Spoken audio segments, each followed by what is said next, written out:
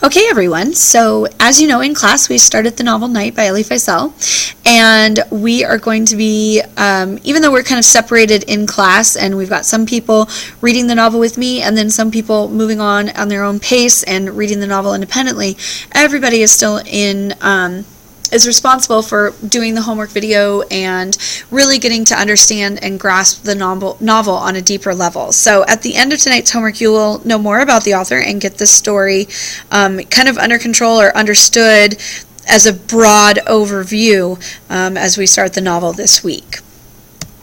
All right, so the author, as we know, is Elie Wiesel, and during the Nazi occupation, or even before the Nazi occupation, here's a little bit of background information. And again, as you see the pencils on these slides, just go ahead and briefly summarize any of the important information and really work on your note-taking skills. So, he was born on September 30th in 1928 in a small, mostly Jewish village in Romania. Now, in the novel, he refers to it as Transylvania, so it's modern-day Romania as we know it today. And the Nazis invaded his village in 1944. When do we remember building historical context, accessing our schema, all of those good things? When was the end of the war? And put that in relation to when the Nazis actually invaded his village. And when that happened, he was 16. And his family and the rest of the village were all rounded up and sent to Auschwitz. His parents and younger sister ultimately ended up dying in the camps. So that kind of gives us, going into the novel, some knowledge of who's going to survive and who doesn't. Makes it a little bit more bittersweet, I think, as we continue. And then after the liberation of the camps, and what does the word liberation mean? If you can write that down in your notes, maybe I'll ask you tomorrow in class. So after the camps were liberated in 1945, he left the Eastern European area and went into Paris and studied at the Sorbonne, and later wrote for a French newspaper. He went over 10 years not talking or thinking about what he experienced in the camp, but was eventually encouraged to write about what happened to him by a writing mentor. And ultimately this became his life's work, and really dived right into educating people, writing many novels after Night. Night is not his only novel, and really working towards the education of what happened during that time period, and working towards tolerance and just the whole concept of not being a bystander and paying attention to the world around you and that sort of thing. So he did publish the novel Night in 1958. And since then has written, like I said, many more books. There are over 30 books on the Holocaust. He lives in New York and is actually an official citizen of the United States, and became really a key figure in our country's remembrance of the Holocaust and how we educate everyone here in the States about what happened over there. He eventually won a Nobel Peace Prize in 1986, so that's pretty cool. Kudos to him for his life's work. And he is now a professor of humanities at Boston University, still alive. And I can't imagine going to university and having someone so well-known, so famous, being your professor. I think that'd be pretty cool. All right, so here's something a little bit different. For the rest of our notes, I would like for you to go ahead and create a plot line. Make the boxes fairly big. So those of you that write teeny tiny, you might need to make this just a little bit bigger than 1-inch little squares on your page. But following the plot line of exposition, rising action, climax, falling action, and resolution, as we continue to talk about what the overview of this story is going to be, I kind of want you to predict what you think is going to happen as the story moves through each of its major sections. So take what information I've already given you, as well as what we're moving into talking about, and just predict what you think is going to happen. So at the beginning of the story, what do you think is going to happen? That's your exposition.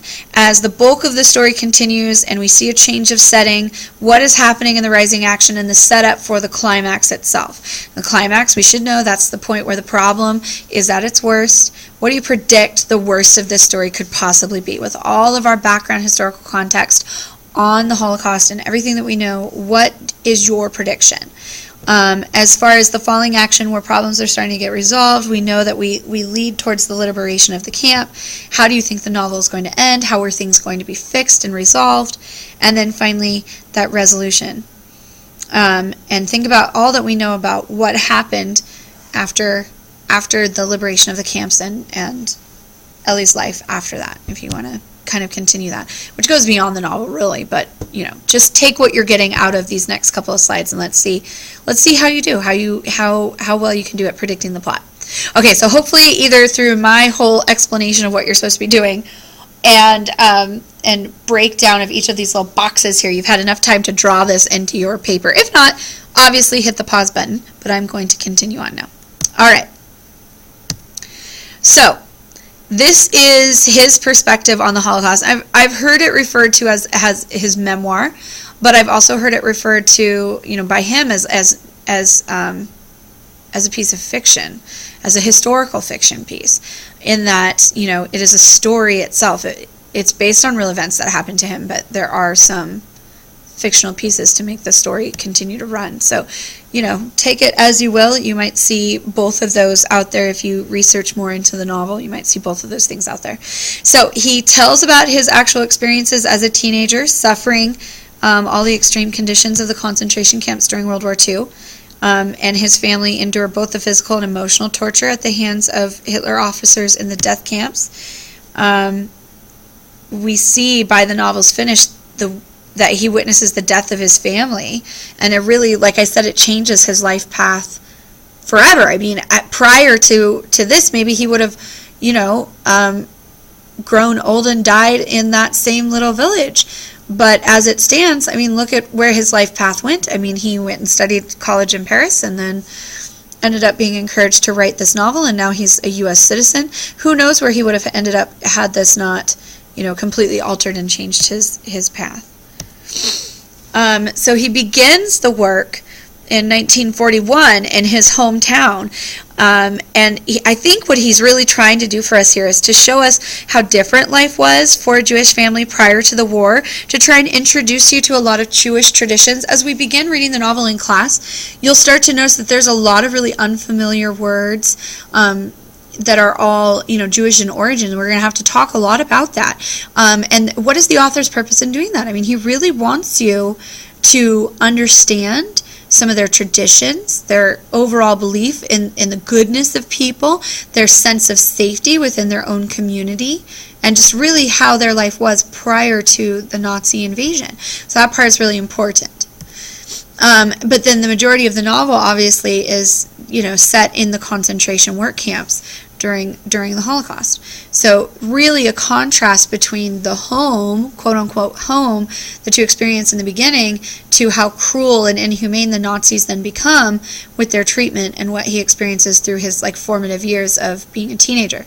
So really it becomes descriptive in the brutal conditions of the camps and the death marches, which we've briefly talked about with some of our Holocaust notes and background knowledge. But just to really identify and see the difference between home versus the concentration camp. At the end of this first section of the novel, okay, let me back up. So this is I don't want to ruin the novel, so I really just gave you an overall brief synopsis. I mean, that's the definition of synopsis, so sorry about that. But, what I'm doing here is I'm wanting you to kind of, a good reader always thinks about where is this novel going. So that's kind of where the plot line is coming from. So if you feel like it's not adequate, that's fine. We'll talk about it in class, but really just start thinking about, okay, we know this much about the Holocaust. We know this much about Elie Wiesel's life. How can we kind of piece together, the puzzle pieces and figure out where this novel is going to go? Okay, so ending of that plotline piece. So now let's just talk about this first section. As we read the novel, what are the things that I would like for you to be paying attention to and coming to understand? So at the end of this first section, I really want you to be able to identify the key main characters of the novel. That's not hard. And start to notice really, and I'm going to talk about this a lot in class, but start to notice the relationship between Elie and his father. Because prior to the Nazi invasion, it's a very different relationship. And then as they are forced to face these brutal conditions together, how that changes and morphs their relationship. And as the treatment gets worse and their body and health declines, again, how that relationship starts to kind of change. Also, try and look at and understand the importance of faith in Elie's life And also be paying attention to how that changes, because it's very different in the beginning to as he goes through the camps and what he starts to think or question. I also really want you to start to personally connect with the story. I'll share some of my own personal connections. But at my age and as a mom, my connections are going to be different from yours. So you need to make those personal connections yourself. And then also, obviously, start to define some various terms that are associated with hate and the Holocaust.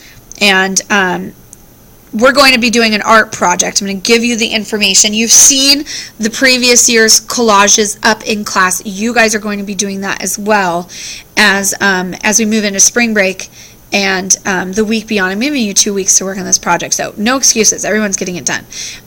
But you're going to start putting together some of your concepts and ideas on the concept of hate and what that can really do. So be paying attention to those pieces. Okay.